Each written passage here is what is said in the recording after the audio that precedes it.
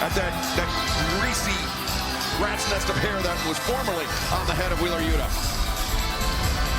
I just hope at some point tonight that we get a chance to see bald Wheeler Yuta. I thought we'd get to see him walk out here at Marina, but remember, everyone is banned from ringside in this big matchup.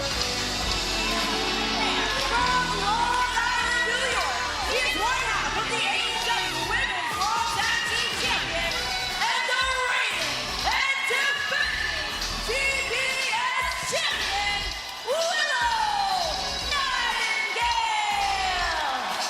This past Saturday and Sunday, Willow Nightingale, Harley Cameron made back-to-back defenses of that AEW Women's World Tag Team Championship title. Now Willow looks to defend the TBS Championship tonight, trying to make it 3 defenses in 5 days. Bryan, as a former champion yourself, that is a punishing pace. Absolutely. Never let it be said that Willow Nightingale isn't a fighting champion.